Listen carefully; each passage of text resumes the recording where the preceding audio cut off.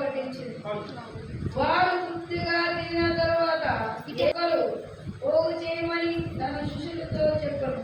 కాబట్టి వారు భుజించిన తరువాత వారి యొక్క మిగిలిన 5 యువల రొట్టెలు ముక్కలు పోగు చేసి 12 కంకులు ఎత్తిరి. హల్లెలూయా, హల్లెలూయా, హల్లెలూయా.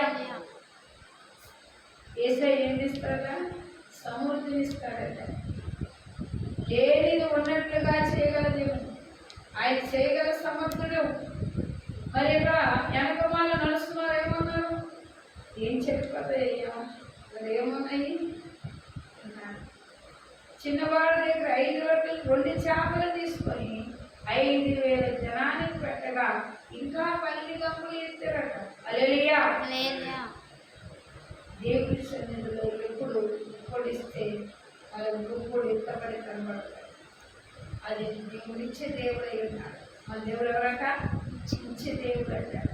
అందుకే యేసుక్రీస్తు వారు అసలు శిష్యులైన వాళ్ళని పరీక్షించినా కూడా వాళ్ళు ఎమ్మడిస్తూ యేసు ప్రభువు ఆయన చేసిన అద్భుతమైన ఒక సూచనలు చూసి ఆశ్చర్యపోయారట. ఒకలా ఇద్దరా? 5,000 ఇంచుమించు 5,000 జనం పురుషులు ఉన్నారు. కూర్చోబెట్టి ఎంత అద్భుతం చేశారు. ఆశ్చర్యం, ఎంత అద్భుతము ప్రభు చేసింది కానీ ఆశ్చర్యపోయారట. చూసారా? అలాగే 16వ వచనంలో చూస్తే రాజు చేయడానికి వారు వచ్చి తన బలవంతముగా పట్టుకొని పోవాలని యేసు ఎరిగి మరలా వండరగా వెళ్ళి సాయంకాలం అయినప్పుడు ఆయన శిష్యులు సముద్రం వద్దకు వెళ్ళి డోరి ఎక్కి సముద్రం వద్ద ఉన్న కపేలమునకు పోతూ ఉండేది. అంతలో చిన్న అయిన గాలి యేసు వారి వద్ద పిలుపను రాలేదు.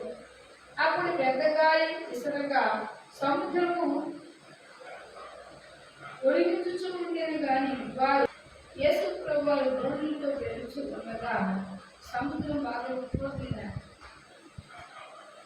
ముందు ప్రయాణమైనప్పుడు మెల్లమెల్లగా చిన్న గాలి వచ్చింది.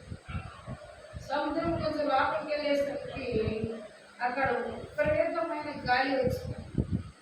సముద్రంలో ఆ యొక్క నావ మందరైపోయిన అంతగా ఇలా యేసు ప్రభువు వారు ఆ నీటి మీద నడుచుకుంటూ వచ్చారు. హల్లెలూయా.